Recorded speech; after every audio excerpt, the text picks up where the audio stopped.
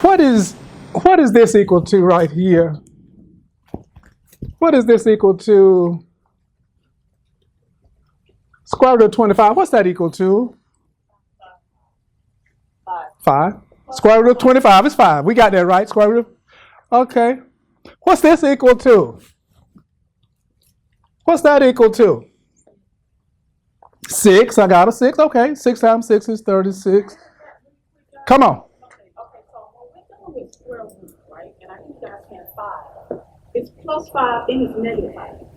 So negative 5, the square root of 25 can be positive 5 or it can be negative 5 as well. What's negative 5 times negative 5?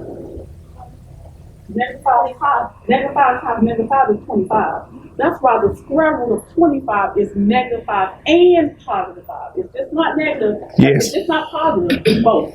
And that's why. Okay? And beautiful, Ms. Forbes. And when you do your quadratics, when you solve the quadratic equation, you're going to have 2 roots.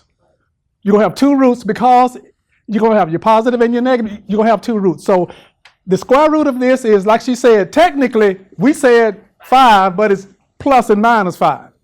Because 5 times 5 equal what? 25. Minus 5 times minus 5 equal what? 25. Okay. Okay. But what is, if I do this, if I put a minus sign in front of it, what's that equal to? Why you say undefined? Is there a rule for that? Or are you just guessing? No, because it's in the inside and you have the negative. It's in the inside, you have a negative. Is there a rule? Here's a rule. At this level of mathematics, at this level, now we get into some complex numbers and get into something else. At this level of mathematics, you cannot take the square root of a negative number. Right at this level of mathematics, okay? So if they give you a series of things, they give you something like this. If they give you something like this on the test, you get something like, let's see, 0 over 5. That's A. B might be the square root of 12. C might be, I don't know, let's say,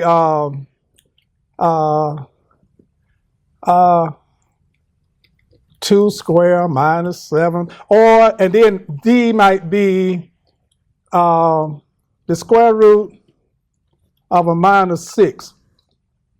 And they ask, which one of these is undefined? What's going to be your choice?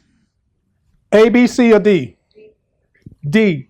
Because you look, you say, wait a minute, that's the square root of a negative number. At this level of mathematics, we can't take the square root of a negative number, so that's the one that's undefined. You see what I'm saying? So that's one way to go with it.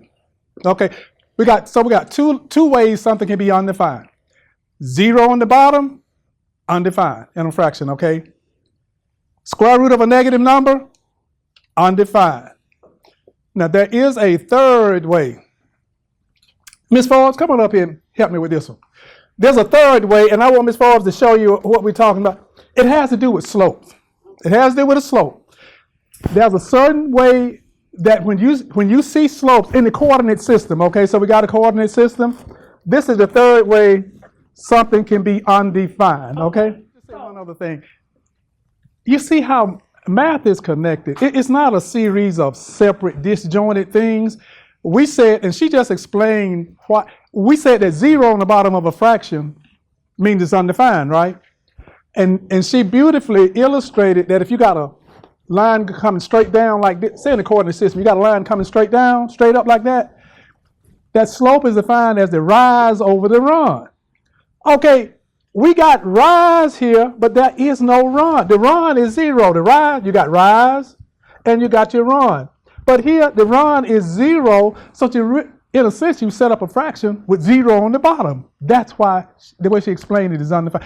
You see how it's all related together. It's not a bunch of separate things, okay? Oh, come on, Ms. Ford. Let's pick up the rest of this. We got that?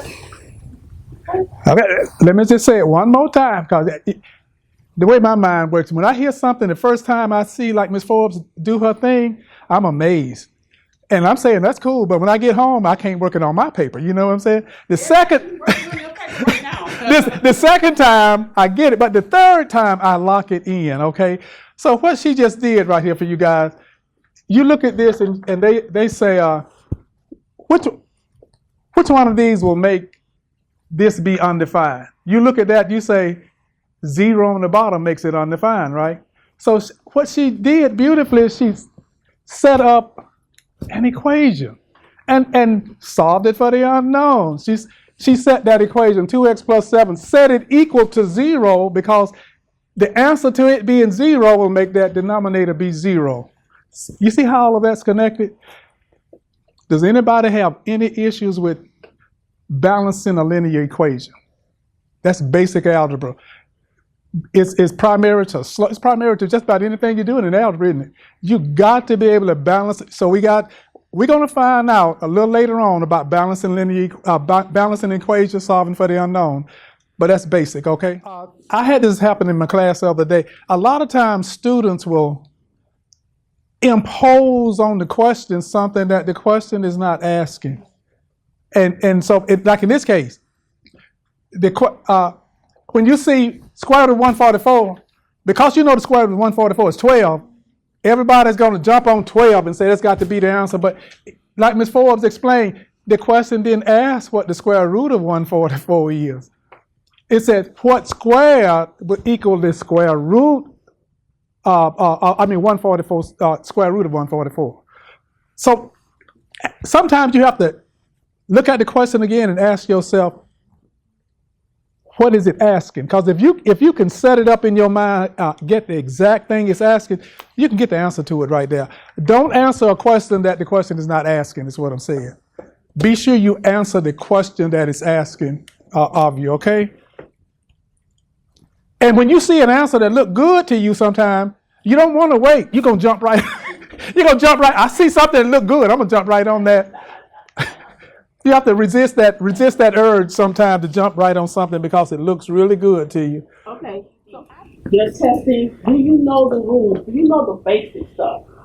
Can you find the greatest common factor of two numbers? Can you find the least common multiples of two numbers? Okay? Basic stuff. Basic stuff. Any questions so far, y'all?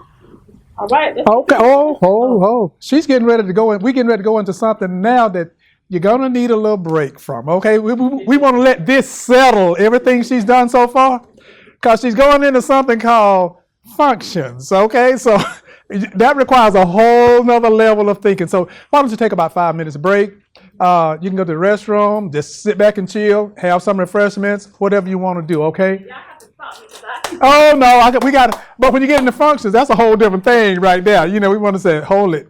Let's do something different. Right. Okay, guys.